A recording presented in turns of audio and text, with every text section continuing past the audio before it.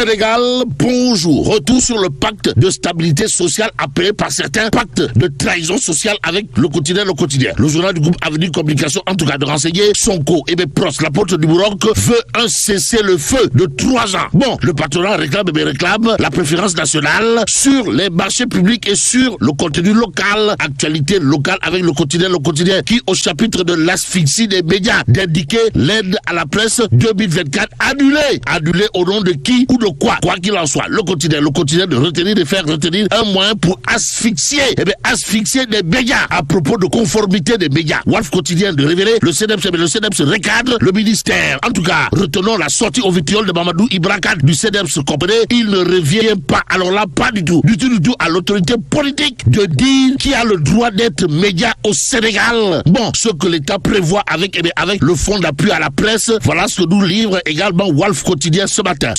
Enquête quotidienne d'indiquer subventions et sanctions. La presse sénégalaise sous condition. Presse sénégalaise sous condition au nom de qui ou de quoi. Quoi qu'il en retenons un financement record de 2,7 milliards de francs CFA aux bons élèves, entre guillemets, précise enquête. Le journal piloté par Mohamedou Wan, mon confrère, de noter une politique d'aide qui redéfinit le journalisme subventionné. Badou, bon, Reporters sans frontières propose un New Deal pour le journalisme. À propos de journalisme, il convenait de retenir le titre qui bat la une de l'As quotidien, comprenez, mise en place d'un fonds de développement de la production audiovisuelle, digitalisation des procédures administratives. L'État engage la réforme des médias. Cependant, Tribune quotidien, pour ça part de révéler, le Sénégal gagne 20 places, passant de la 94e à la 74e position. Le paradoxe du classement RSF 2025, titre Tribune quotidien, dans le journal du groupe des médias. Il est question justement de ce que pense Mamadou Ibra Kane du CNEPS. Comprenez, tant que l'État décidera qui est journaliste, la presse ne sera pas, alors là, pas du tout libre.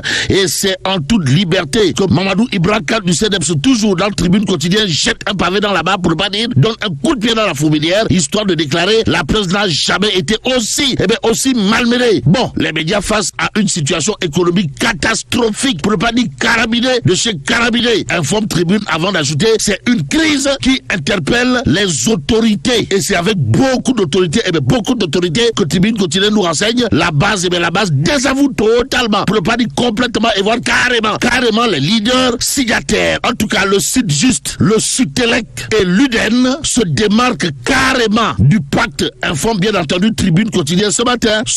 L'autre journal qui évoque des questions de Niartou, des travailleurs, comprenez, des histoires de Tumbelkadi, Pachal Limon, Ruid Beguet, d'une organisation travailliste. C'est Wolf quotidien dans ses colonnes, le journal au chapitre de doléances, de nous amener à la cimenterie du Sahel. En tout cas, ça sent le nef et Mbab du côté de la cimenterie du Sahel.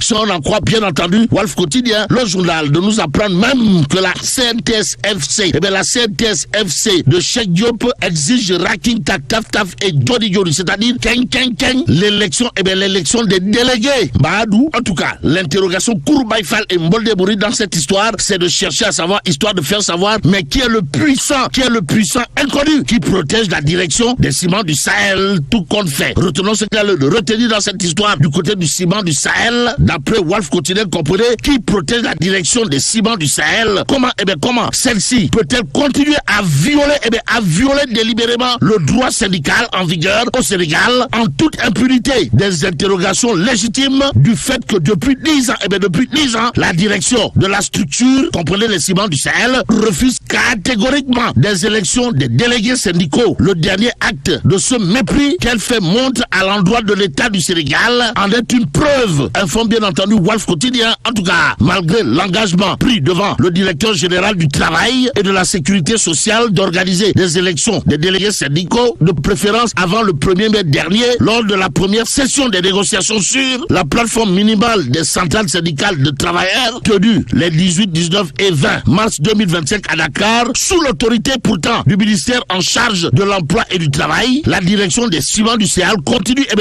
d'exceller, c'est-à-dire continue d'avoir des attitudes de négrier des temps modernes avec un dilatoire qui ne dirait pas son nom. Et c'est au nom du droit des travailleurs qu'on peut retenir cette interrogation de Wolf quotidien, comprenez, mais qui est le puissant inconnu qui protège la direction des ciments du Sahel.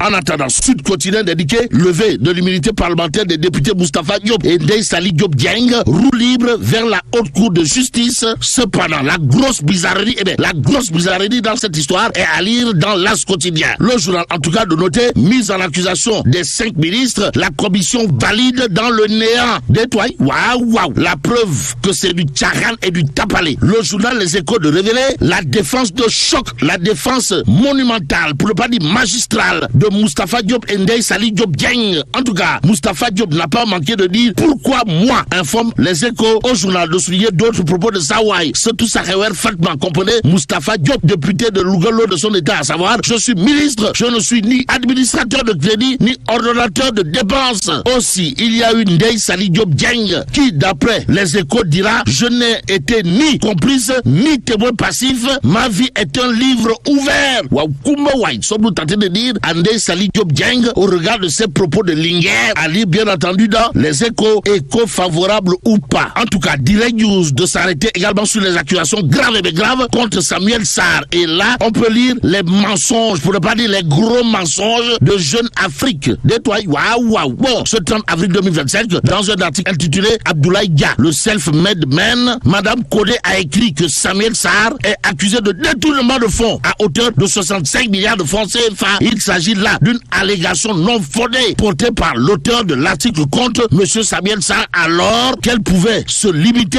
dans sa logique initiale comme dans le reste de l'article rédigé à la gloire de M. Abdoulaye Dia. Aussi, pourquoi tenir des propos diffamatoires contre Samuel Sarr dans un portrait exclusivement peint à l'honneur de Abdoulaye Dia? C'est l'interrogation bien entendu de Direct News au journal d'ajouter à l'état actuel. Nous vous informons qu'après les tests réussis depuis le jeudi 22 août 2024 à 15h05 devant le directeur général de la Sénélec et l'ensemble des partenaires, la nouvelle centrale de West African Energy a pu synchroniser plus de 80 mégawatts sur le réseau de la Sénélec au grand bonheur de la population sénégalaise. Cet exploit dont certains qualifiaient d'éléphant blanc lors du lancement du projet en plein Covid-19, le Sénégal le doit à monsieur Samuel Sarr, renseigne Direct News ce matin. Ça veut dire quoi? Ça veut tout simplement et tout bonnement dire, d'après le journal, que les allégations contre Samuel Sarr faites dans Jeune Afrique relèvent du Pachal Forum, c'est-à-dire Jeune Afrique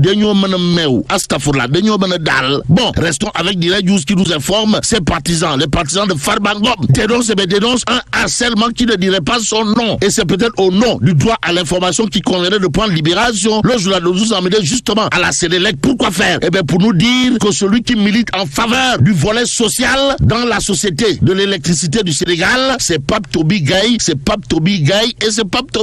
En tout cas, Pape Toby Gaye annonce l'embauchement, l'embauchement d'une première vague de prestataires. En tout cas, Pape Toby Gaye s'inscrit dans une dynamique en faveur des travailleurs, si on en croit bien entendu Libération. Restons avec le journal pour terminer. À la une de Libération, on peut lire fin des conduites au parquet dans l'affaire des fonds Covid-19. Un total de 5 milliards de francs CFA consignés. Et là, mais là, tu donnes,